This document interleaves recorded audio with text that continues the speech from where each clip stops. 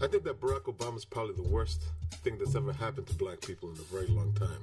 And before you get upset with me about making that statement, I am going to explain in detail as to why I see things the way I do.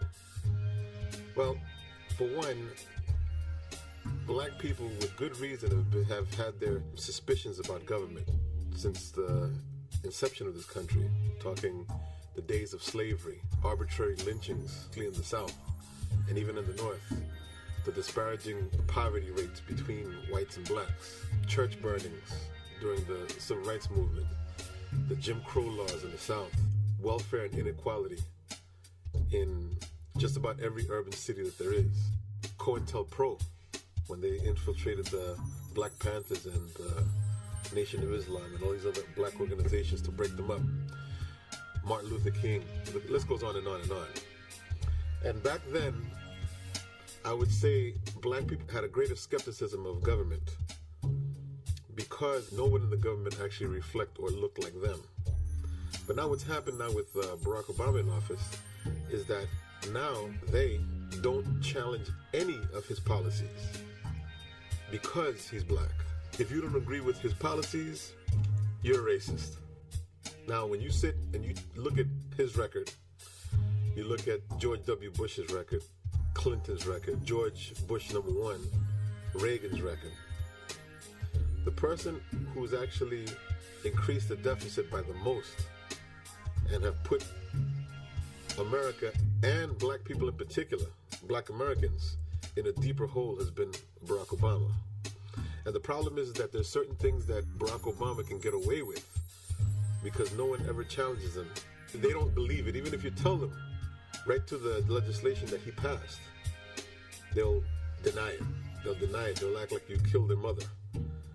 And what's happened now as a result of him being president is that the majority of black people have actually been lulled back to sleep. See, having a black president is not enough. Having a black president who's effective is what everybody should be striving for. Now, what's the point of having a black president if you're worse off now than you were when since before he became president? How is that better for you? I know it's a symbolic triumph that you have a black man living in the White House. That's great. That'll look great for the history books. But what has he done since he's been there? He reinstituted the Patriot Act, which he criticized when he was running for president. He passes the NDAA, the National Defense Authorization Act, which he claimed that he would have vetoed in his earlier part of his administration. He said he would veto it. And he actually signed it nice and quietly. I believe it was New Year's Eve of last year, the year before. And quietly, you try to explain this to black people. They tell you, "Oh, you're just a self-hater. You just hating on him." No, I'm not hating on him. I actually see the man's policies, and looking at the man's policies tells you who you are. As the Bible says, "By their deeds you shall know them." And unfortunately, black people seem to think that Barack Obama is one of them. His experience is not like most black people in this country. He never grew up in the inner city. He never dealt with anything having to do with the inner city. He grew up very privileged out in Hawaii to a mother that was from Kansas. And if you believe the story from alcoholic father who abandoned him when he was about, I think, 4 or 3. But he was raised by his grandparents. That is not the black experience. So just because he has the same colored skin as you doesn't necessarily mean he has the same values that you have. For the most part, he's actually shown that he has no connection to the black community.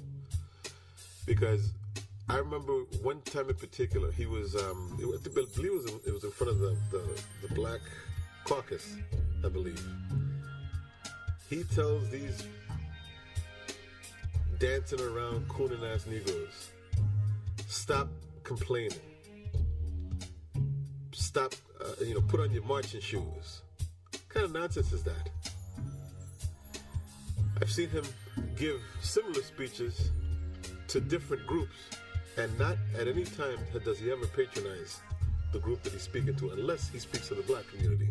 Because he figures, and rightfully so, Well, I got them in the bag. I mean, I don't need to appeal to them anyway, because you know what? They're going to vote for me anyway, no matter what happens. And the problem is that when you vote someone into office, that's one thing.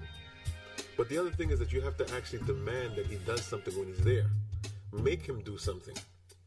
You think that the only thing you have to do is just show up every first Tuesday of November to vote your candidate in and then go back home.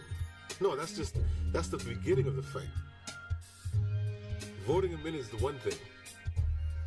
Then afterwards, you have to make sure that he starts adhering and pushing policies that warrant your vote to begin with. Now, when he got into office, he never, people said, oh, well, he's just he's a president of the United States, not the president of the Black United States. So he's going to be everybody's president, not just the president for Black people. Well, if that's fine. But if that was the case, then what was the point of voting for a Black person to begin with? Because you went in with the assumption that he was going to somehow relate to the Black man's plight in this country. At least we thought he was. And clearly, he has no connection with the Black experience whatsoever, because he's done everything to undermine all of the programs that affect the Black and the Latino minority community. When you get to the point where you're no longer skeptical of government and you just trust government or the people who are in government, not because of their policies, just because he's Black, the way they sound, he's very, articulate and charismatic, and he's so sexy. Here's some of these stupid ass women talking about, he's so sexy. Well, do you realize that this same sexy guy has a list every Tuesday on deciding how many people he's gonna kill? No, you just hate him, man. Where you get that shit from Fox News? And this is the kind of ignorance that I find myself running into over and over again, especially in the Black community. And I'm talking about the Black community in particular. You try to explain to them, hey, even last week, I was having somewhat of a heated discussion with a friend of mine. And another person who had absolutely nothing to do with the conversation.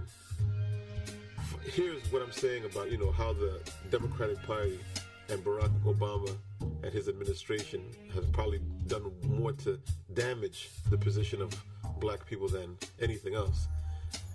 And this woman jumps into the middle of the conversation. She says, oh, you got a problem with Barack Obama? And I said, obviously I do. You've been listening to what I've been saying about him. Yeah, I do. I got a problem with his policies. She says, if then you must be a Republican. And it's those same stupid arguments is what keeps Black people ignorant and stupid and in the same condition that they seem to find themselves in and impossible to get themselves out of. There's 256 colors in the visual spectrum of color. And Black being a mixture of all colors and white being an absence of all colors. How is it that if it's not Black, it must be white? If it's not Democrat, it must be Republican? You are supposed to question what he does. You have to push the administration to do certain things that are in your best interest. If he strays away from that, and his administration strays away from that, you got to call him on that. You got guys like Reverend Al Sharpton, who came out publicly and said that he doesn't want to criticize Barack Obama in public because he has enough people, I guess from the GOP, who are trying to tear him down, and he doesn't want to add to the frenzy of people trying to destroy his administration. Yeah, but so automatically that gives him a pass. That means you don't question anything that he does wrong. And you're going to support him no matter what because he's a Black man? Al Sharpton, you're an idiot. And you know what? You're irrelevant. If all you can do is sit up here and march, when a problem comes up, all you can do is march. That's great, but this isn't the 1960s. That's not the way things are done any longer. Things are done by voting your candidate in and lobbying to make sure that if he doesn't do X, Y, Z, we're going to do everything possible to get you out of office, or if not get you out of office, we're going to try to do everything possible to get some other people in Congress to basically block everything that you do. And you're going to be a lame duck from day one. That's how things are done. They're not done by just coming in and voting and just going home. This is one of the reasons why most black people, when you say things like, oh, these guys like Al Sharpton and Jesse Jackson, these guys are just basically leading us, to the slaughter. They're just basically keeping us pacified and quiet so they can keep cashing their checks. It seems like his job these days is more to keep black people in their place, and more importantly, keep them out of the way, than trying to achieve some kind of justice. Right away, there were certain people that actually criticized the Obama administration because them, like I, saw what some of his policies were. People like Tavis Smiley and Cornel West, they criticized him not on a personal level, but on his policies. And do you know that when they criticized him, you had people such as Steve Harvey. I call him Steve Hardly because he's hardly funny. Calling Tavis Smiley and Cornell Uncle Toms. Why? Because they don't fall in line. If you can't fall in love, at least fall in line. On his policies, that's your job. That's fair game. You're not here because you're a good-looking guy and everybody likes you and you're black. We've sent you to the White House to actually do something, to actually accomplish something. And when you don't accomplish the things that you at least claim to have gone to office to actually achieve, then what's the point of having you there as some type of symbolic gesture? Oh, we finally got a black man in office now. Okay, everybody go to sleep now. Kumbaya. Everybody go back to sleep now. Everything's great. But at the same time, unemployment is skyrocketing under your administration. I can't get into the whole thing with Al Sharpton and Messy Jesse at this point because both of those two charlatans need my undivided attention. And I'm digress with bashing them right now because these two guys need to have a video done for each one of them to expose both of them for what they really are. Some of the investments, the ill investments that you've actually made from GM. GM has taken that money and actually started building factories outside of the country. At what point did these policies make any sense? Cash for clunkers. Perfectly good cars destroyed. People who had their cars paid for had no note, but the car was still running. You know what? We'll pay you XYZ to get rid of that car. And then guess what? When you buy a new car, guess what happens? You're not going to buy that car cash. You're going to take a part of the money that you got from, actually all of the money that you got back from the Cash for Clunkers program, and you're going to apply it to a new car, which is going to come with payment. So now you've turned a set of people that were financially independent of making payments, and now you just made a program to put them right back into debt again. How is that a good policy? Please explain that to me. And now, people who had older cars, who either A, were smart enough not to fall for the Cash for Clunkers program because it's basically a trap to get you back into debt. Those people now, if something goes wrong with their cars, these car parts are actually more scarce because many of these cars were destroyed. That was part of the deal, of the program. How is that a good deal? When you point things like this out, right away people say, oh, you're a hater. You're a hater. You're just hating on him. You're not giving him a chance. Or you hear other stupid people talking about, oh, well, he'd be able to get a lot more done if the Republicans weren't, standing in his way. Look, everything that Barack Obama wanted to achieve in his presidency, he did. Everything that he did, he got it done. He wanted to get universal health care, which in my estimate, it's not universal health care at all. It's actually basically just forcing the general population to pay these insurance companies that just yesterday were dropping you left and right off of policies and finding every possible reason not to cover you. How is it that they're all benevolent association now? These are the same people that were screwing you yesterday, but now you're forced to use them. It's not a coincidence that as a result of Obamacare being signed, the stock prices for most of these health insurance companies went through the roof. Some of them went doubled, some of them tripled in value. I know some went up at least 40, 50%. And that's unheard of in this market. I'll explain to you how. It got to that point. These insurance companies that originally in the past had to compete for your business. If this one's charging XYZ, hey, you know what, we're going to lower our price to make it more attractive for you to come over and have us cover you. But now, since it's all mandatory now, and all the insurance companies all get together and they say, hey, you know what, this is what our baseline price is going to be. You make that your baseline. Blue Cross Blue Shield, you make that your baseline. Emblem Health, that's your baseline. United Healthcare, that's your baseline now. We're going to start from here. And guess what? If they don't go to you, hey, they got to come to me. And if they don't come to me, they got to go to him.